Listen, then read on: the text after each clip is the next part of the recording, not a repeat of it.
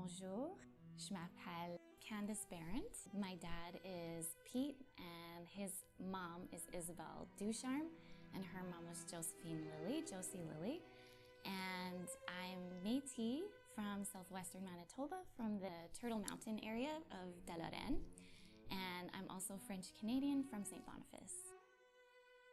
So, Michif French is a dialect of Michif, which is the language of the Métis people. There are many dialects of Michif, and Michif French is the dialect that is spoken primarily around the area of what is today called St. Laurent, but also throughout southern Manitoba and somewhat in southeastern Saskatchewan.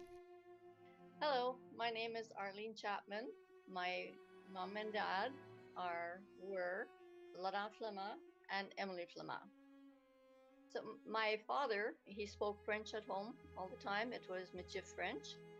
My mom was English, but she learned to speak French from him and his parents, Isabel and Alexander Flema. They had their children, my siblings. There were 13 children in the family. They used to speak French at home, but when we went to school, we spoke English.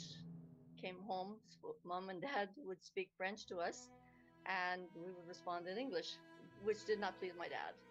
We were taught by nuns, and they had French books, and they would make us learn French.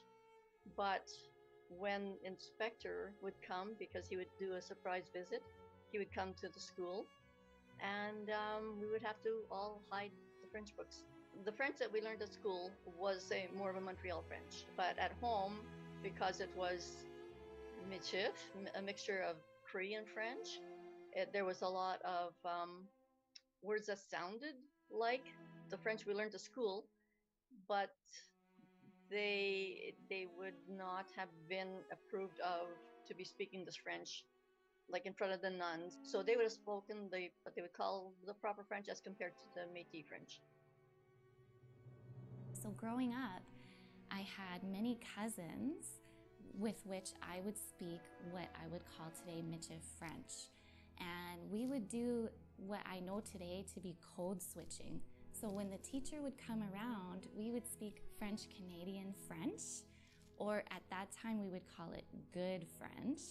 And then we would switch when it was just us cousins, or if I was with like aunties and uncles who would be speaking Michif French, we would switch to Michif French, or at that time what we would call like country French, or sometimes we would even call it bad French, but I would never call it that today.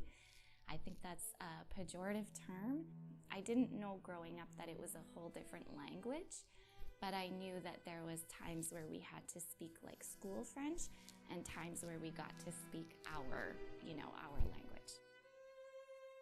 Quite often when I hear other people speaking Michif French, it was very interesting, because now when I hear these things, it just makes me smile, because I think, wow, it's just like a flashback to those days, It's a strange feeling to be out in public and still hear the Métis French, because you don't hear it so much anymore. And being a Métis person comes with responsibilities. When we say I'm Métis, when we say, je suis Michif, we have a responsibility that comes with that, especially as younger folks, to reach out to those generations that have the experiences and the knowledge and connect with them. And so my way of doing that is through language, and I pursue that actively all the time. We all come into this world with gifts. That's what I was taught, and responsibilities related to those gifts, So for me, I'm a language teacher. I teach colonial French, and that's a very colonial act, and it's complicated to do that as an Indigenous person.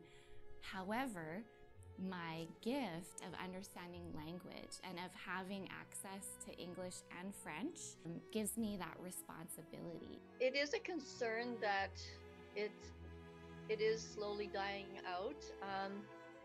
And I mean, there's many reasons for that. But it's nice to know that there are young people that are interested in keeping it going and alive. Now we're at a time where we don't have to be so where we shouldn't be ashamed of what we are. Many people may say or think that, oh, they're different or whatever, right? And there's always that connection with, because a long time ago we were called half breeds, but I'm hearing more and more of people that are working hard to keep it going. So it's hopeful. It is a hopeful situation, I feel.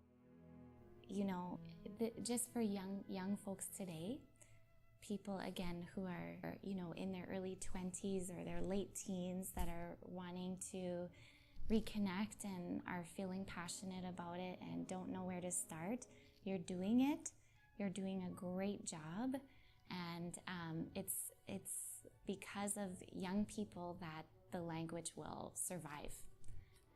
So as long as we keep doing this active work like this, I'm very hopeful for Métis people for the future to have a good quality of life. And I think that's all our ancestors wanted.